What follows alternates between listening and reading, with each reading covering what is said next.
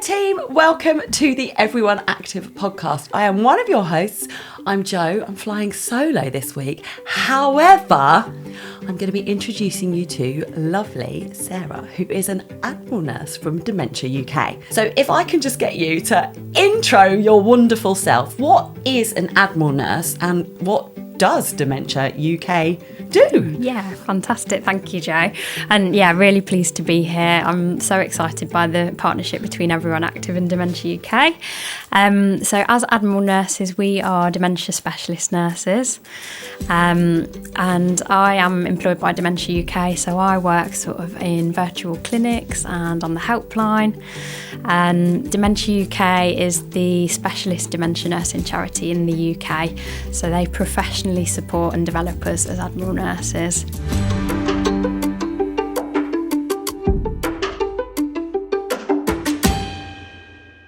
So team, I have been taught by Sarah, and I'm just going to read some really key facts out about dementia. 1 in 3 people in the UK that are born this year will go on to develop dementia in their lifetime. So 1 in 3 people born this year will develop dementia in their lifetime. 52% of the people in the UK know someone who has dementia. So that's over half the population. So 1 in 2 of us can say, I know somebody with dementia in the UK.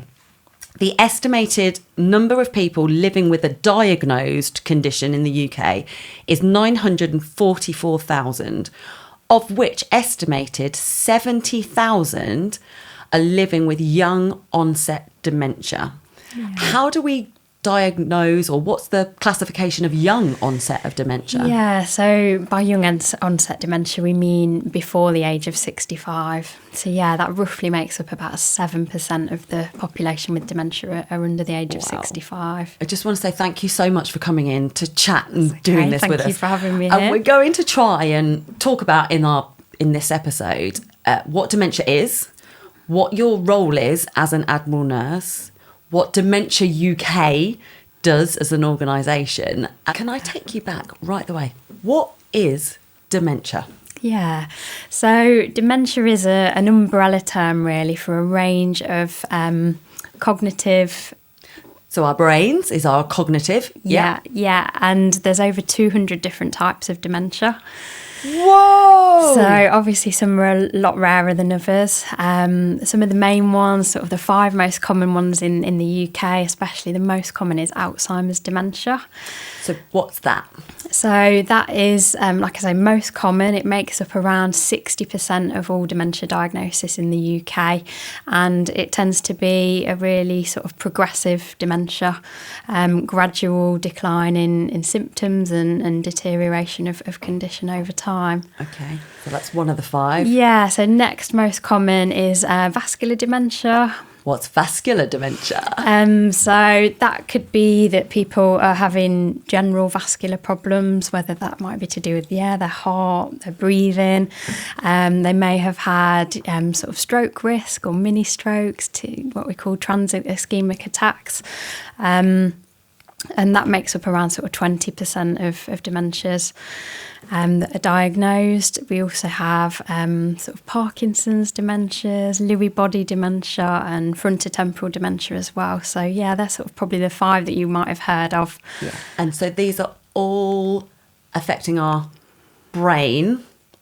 Yeah, and no 2 people will experience dementia in the same way. So a lot of people think of dementia and think of it being memory problems, forgetfulness, which for a lot of people it is.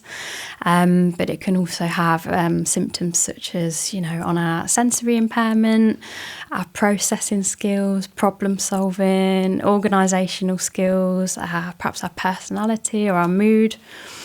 From a family member point of view, or from if we're going to be a 1 in 2 is going to know somebody with dementia, are there any signs that people might be aware of in themselves, or we might have noticed about people that we're close to? Is there anything that we can pick up? And if we've picked them up, Is there an assessment? Like, how do we get that diagnosis? Yeah, that's a great question. I think, families are often the ones that might pick up on some of these difficulties or problems that people are having.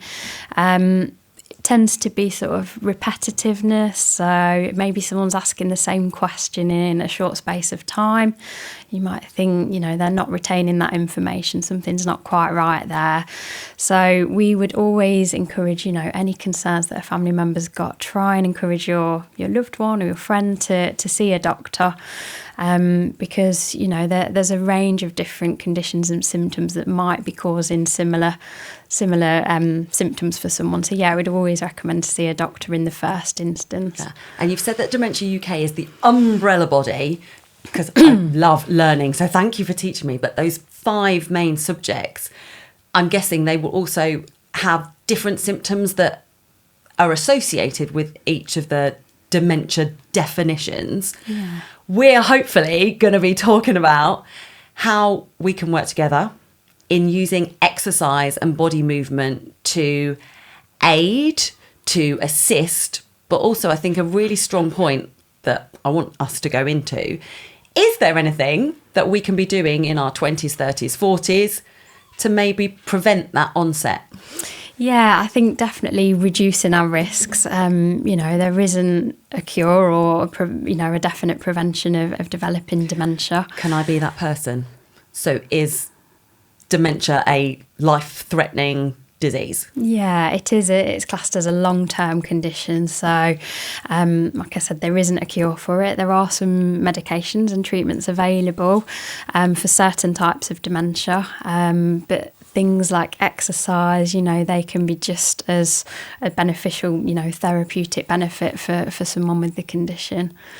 And it's something that we can do in our earlier years to help us out in our later years. Yeah, definitely. So, making activity, getting moving part of your daily lifestyle or, your weekly routine, building them strong foundations from a young age, it's going to make things a lot easier, if that's part of our routine. Definitely. I'm really looking forward to talking to you in detail about this. But I really want to say to everybody listening, we are working in partnership with you. Yeah. So once you've listened to this podcast or you've watched us, wherever you follow your podcasts on, we're going to open up the channels, aren't we? If there's questions, we're going to try and get as many answers to you guys as possible in terms of questions that people have over exercise around it, questions about diagnosis, questions about how they get in contact with you guys at Dementia UK. Yeah, definitely. So, please interact with us. If you do have questions, let us know. Yeah, I think the best way if you're interested to find out more about Admiral Nursing or Dementia UK is on the website, and you can access different support services there. We've got a helpline, opportunity to book a clinic appointment with an Admiral nurse. So even if you don't have an Admiral nurse locally to you, we are growing and increasing in numbers all the time. I think there's about 417 at last count of us working across the UK. Angels, so thank you. Not quite every area has got access to an Admiral nurse at the minute, but if you haven't, you can use, like I say, our helpline and our virtual clinics to get support.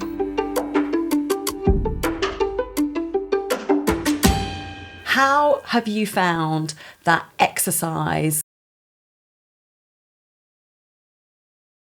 How do you think, from a first-hand experience, that exercise aids dealing with the symptoms of dementia? As I said, it can affect people in different ways. So some people may have been, very active, sporty throughout their whole life. Yep. So, of course, we would encourage them to continue doing that.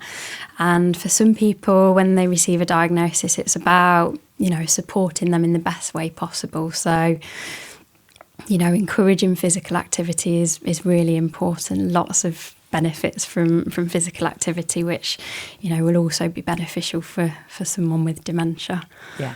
At Everyone Active, we can offer a lot of different ranges and services in terms of exercise that we provide. So we know that we've got group exercise classes, we've got a gym, we've got swimming pools. So as an instructor, asking you as an Admiral nurse, is there any type of exercise that you would maybe recommend to somebody with dementia that wanted to keep active, that wanted to keep moving?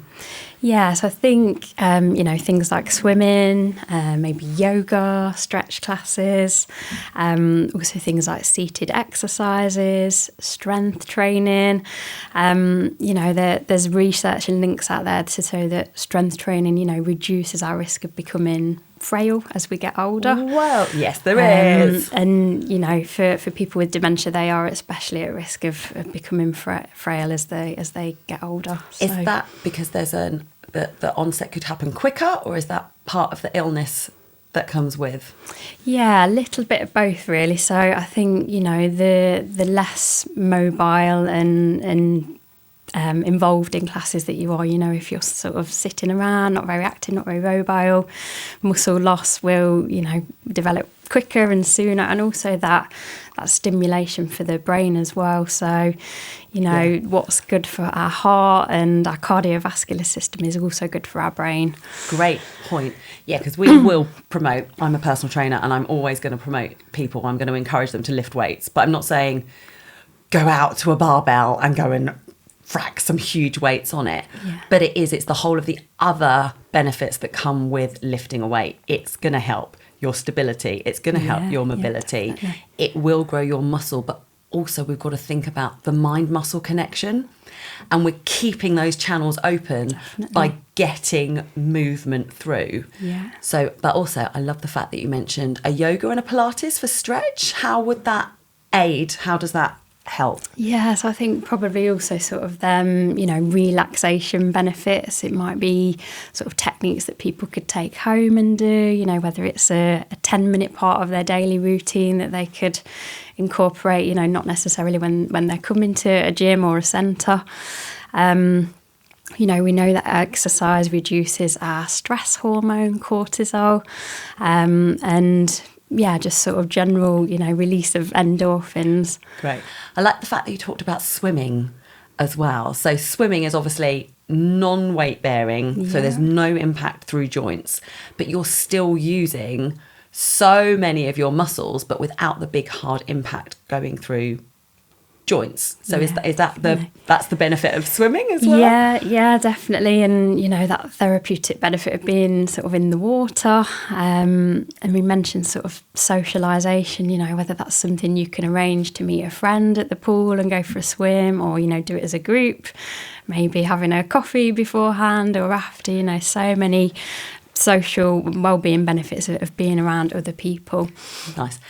From a dementia point of view, can it affect you differently week from week? Is it a progressive illness, or how does that affect the body? Yeah, so dementia is a progressive condition, and no 2 days are the same for us, and the same for someone with dementia. So things like how we've slept, what we've eaten, perhaps what we've drank the day before. Some people have good and bad days, and that could differ from week to week. It's often about making sort of slight adjustments, maybe as the condition progresses. Regularly meeting with your trainer or your instructor to say, maybe I'm finding that a little bit difficult now. Could we try and adjust that move or that technique or modify it a little bit? Yeah, that makes sense. So there's quite a few Everyone Active centres who offer seated exercise. Fantastic. On site, but we also run a seated exercise programme online. So people can follow the exercises with our master trainer, Alistair. Hi, Alistair. And he runs it on our Facebook page and on our Instagram page. And it's a 30-minute class. But I'm sure both of us would say as well, speak to your GP, speak to your Admiral nurse. If you're going to follow something, or especially as it's there on Facebook, sit with your GP, sit with your nurse, say, this is what I want to follow. Yeah, I'm really excited to find out about that being on Facebook, because that is something that I can let families know about, especially if people have maybe not got the confidence or, the mobility to maybe get out of the house and go to a centre. That's fantastic. And again, building it into a routine, if 30 minutes a few times a week, or, even every day, part of And that. you tapped on there about the social side. As an Admiral nurse, if there was somebody at home doing their seated exercise and they thought, actually, I don't just want my family joining in this with me, I want to be able to meet somebody else with dementia, where would we send people to go? Yeah, where would we signpost them to? So, yeah, I know you've got many centres that, offer different classes and services. So we would encourage people, to maybe check out their local leisure centre or gym to see what's available. I was also really interested to hear that you're offering some sort of quiet sessions in the gyms as well in some of your centres. And again, that could be really beneficial, not just for people with dementia, other conditions as well, where sort of that noise and can be quite maybe overstimulating or overwhelming. Oh, talk to me about that.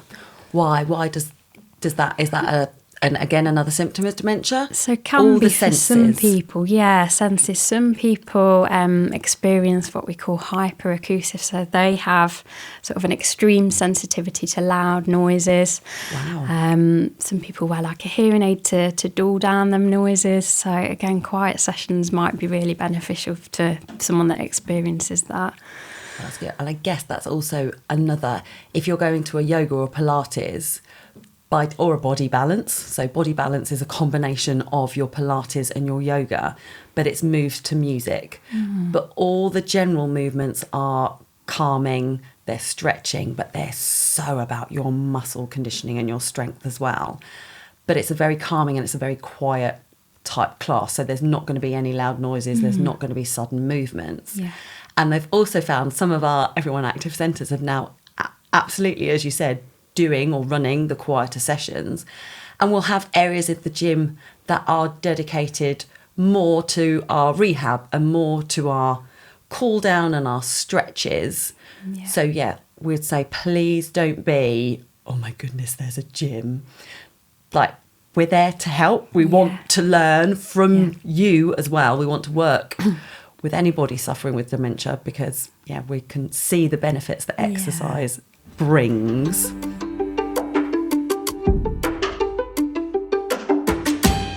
Everyone Active have chosen Dementia UK to be our chosen charity that we are going to be supporting and working with, and that's a really important point, working with you guys to help absolutely raise awareness, absolutely raise the funds, but we also want to be able to make our centres more accessible. So I know at the moment there's training going on. So some of the personal trainers, a lot of our team members are going through dementia training, just so we know what to say, how to speak, how to move. Like, nobody wants to be patronising and nobody wants to be patronised. So I think that's a really important part. I know there's signage being changed. How does signage aid like the accessibility? Yeah, so back in the autumn, I was lucky enough to go and do a site visit at one of your larger leisure centres with some of the team and, just sort of look at it from a customer's perspective. So, just pointing out things that someone with dementia might notice or not notice. Signage, when you first walk in, is it apparent sort of where the reception area is or where you're meant to go over to? You might have travelled in a car journey or walked there. You might be, needing the toilet when you first get in there. So, can you see that from when you first sort of step inside the centre? That was a big thing that came out of the site visit, making sure the signage is apparent to people, and for some people, like a visual cue as well, not just sort of the written words. So, seeing that as a toilet sign or, just making it quite clear what and where we're signposted to.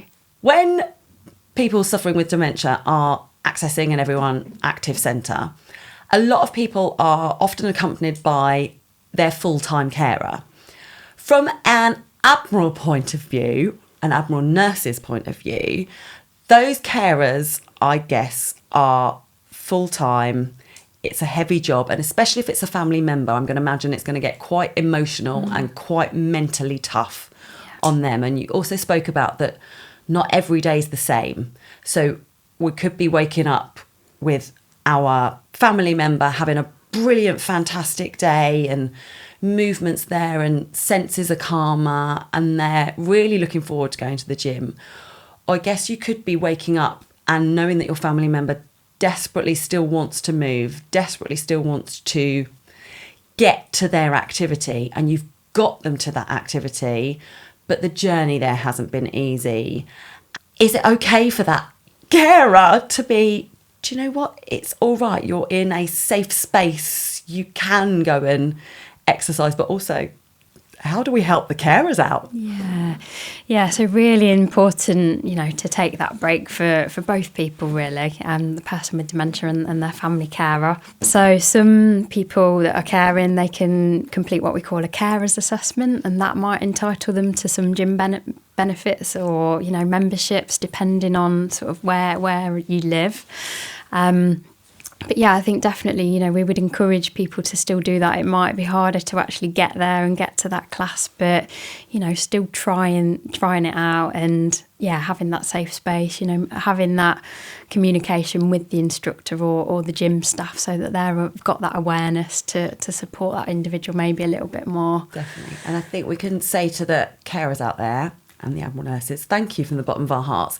But with working in conjunction with you and with the training that our staff are now undertaking, we are providing that safe space in order for the carer to actually have their downtime and replenish themselves and don't feel guilty. Don't feel any which way, shape or form guilt that you are sending anybody off into an unsafe facility. Yeah, really important. You've got to look after yourself first to be able to, give your best and look after someone else. So we sort of use that oxygen mask analogy quite a bit. You're meant to put your own oxygen mask on a plane first, before you would help another. And, that's... I love that analogy.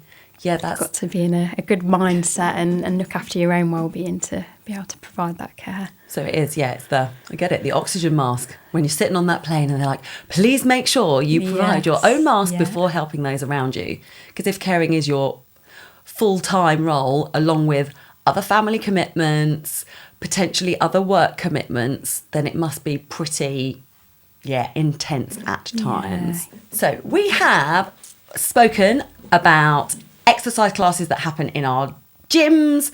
We've spoken about exercise classes that happen online, but we know some days people won't have accessibility to the gym. Some people won't have accessibility to a computer. So are there day-to-day movements that we could encourage people to do just around the house or even in the garden that is going to help their body, their mind?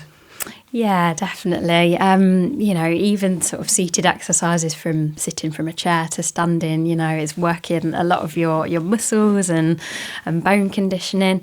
But like you said, maybe whether that's adapting a task like household jobs, cleaning, gardening, things that people can, get that movement from. That's a very general one as well. Your housework does actually count as exercise because we are raising our heart rate, we're moving our muscles, and a big one, as you've just said, like the simple standing up and sitting down, we're working a lot of muscles by doing that.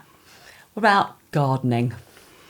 Yeah, definitely. I mean, that might need to be adapted as it might for anyone that's, got mobility problems or getting older. So whether that's sort of raised beds that you could tend to or, potting, whether it's on a bench or a table. But again, raising your heart rate, you're using different joints and muscles and so it's going to be beneficial as well. Great.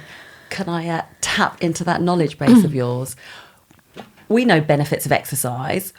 Are there specific benefits of exercise that will help people with dementia? So by encouraging them to exercise, they then get even more benefits from doing that. Yeah. So we touched briefly sort of on, reducing stress hormone levels, which, in turn will improve your sleep quality. You know, if you're more relaxed and sort of in a happier state of well-being, will improve your sleep, which, you know, in turn will improve your quality of life as well. Self-esteem, confidence, you know, it's going to help with all of them. And, you know, if them benefits are for the person with dementia, it's going to help the family and the carers around them as well. Yeah. So I've got a little personal story. One of my best friends, her mum suffered badly with dementia, and it was actually during lockdown, and they all as a family got together and followed Alistair's seated exercise. Fantastic. But the big benefits, not only to her mum, came from her dad, because he was moving, he was interacting, but he also saw that his wife was being able to smile because she lifted her arm with a bean can as her weight. So I think as a holistic pattern, join in. If you're the family member, join in. If you're the carer, join in, because you will also get those added endorphin releases from the exercise. And also it's great. Fun, it's fun. fun. It's the smiles. Yeah. Sarah, you've said that there are over 900,000 diagnosed cases of dementia in the UK. Is there anything that people can do to maybe prevent the onset of dementia? Yeah, so, you know, there's definitely some modifications we can make to our lifestyle which will help with sort of vascular problems, vascular dementias. So a bit like, you know, what's good for our heart, you know, is also good for our brain. It's all part of our cardiovascular system.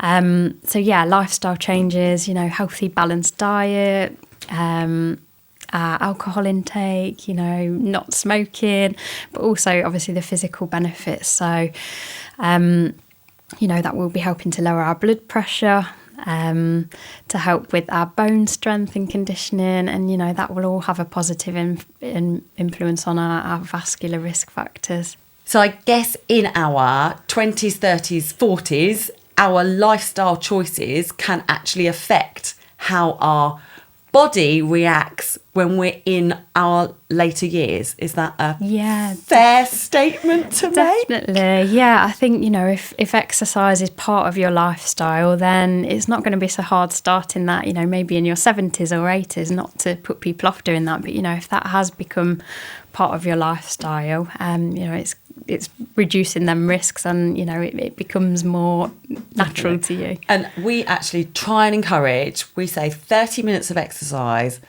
5 times a week. And I think that's then a really important message for us to actually hammer home right now, because if you start getting into that habit of your 30 minutes of movement, because we've spoken about gardening, we've spoken about heart level rising just from cleaning, and then into the gym or online. So if you get that in the habit and you get your body in that movement pattern. Yeah. And even, you know, walking, a 30-minute walk a day, again, is How raising can I your forget heart walking, rate. of course, like, we are born to move. Yeah. So if we put that in, then it's going to become easier and might add a benefit later. Definitely, yeah. With exercise, we've spoken about stress levels. So by exercising, we can actually reduce our cortisol levels by bringing those stress hormones down. Yeah. Is there any actual evidence that can also aid with dementia? Yeah, so, you know, there's also research coming out that it increases a chemical in our body that helps to protect the brain. So, you know, that's going to have positive benefits, you know, preventing your risks. But also, you know, if you do have dementia, increasing blood flow to the brain, which can help with our memory, with our problem solving skills, our concentration, and just our general sort of focus, attention. Also benefits sort of such as, you know, bone and muscle strength conditioning, which again reducing our risks of becoming frail as we age and get older.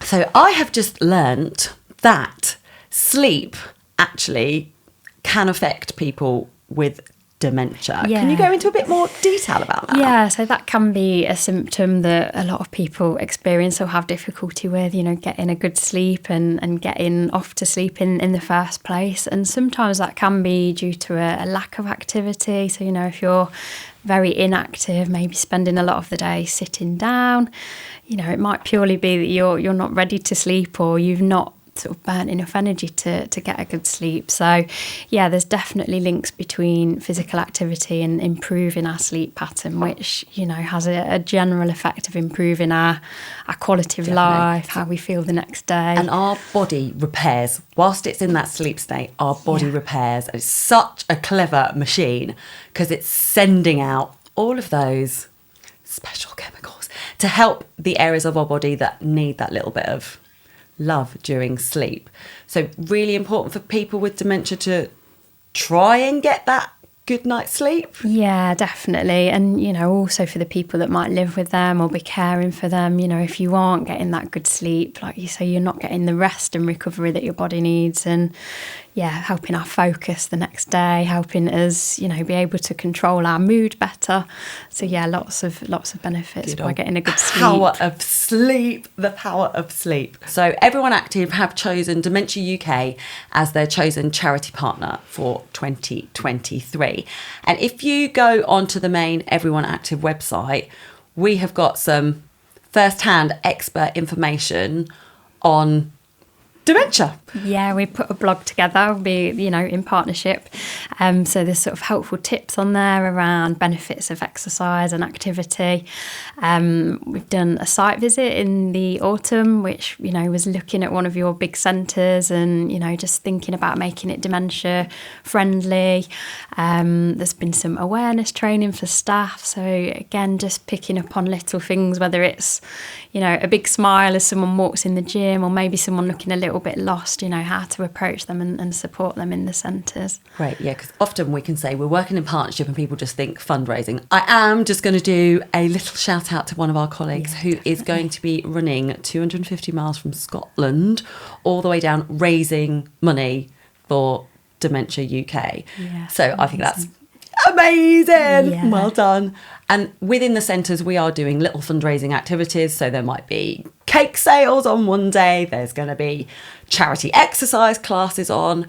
But the really big part of our partnership is that we get to ask you as experts how we make our physical activity centres better, more accessible, more educated. We mentioned that some people have sensory impairments, so flooring can be a big thing as well, whether that looks like a slippery floor.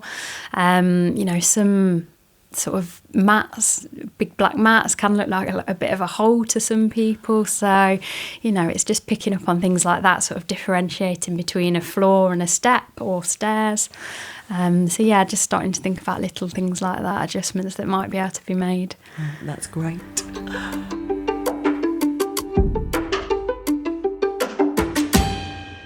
Team, thank you so much for listening. And Sarah, thank you from the bottom of my heart for joining me today. I have learned so much. And really huge point, if you'd like to, team, on our podcast link, you will see a charity donation link. So please feel free to give to Dementia UK. And also on our YouTube channel, you can comment on video. So if you've got anything that you want to ask Sarah specifically, is that okay? Yeah, definitely. So we'll be monitoring that, team. So please do feedback, tell us thoughts, ask us questions, like and subscribe. And team, we will see you again very soon. I'm just going to say now, next episode, we're going to be talking about our core training, that essential part of the body, that powerhouse. So team, take care. I'm Jo, and I will see you again soon. Take care. Bye.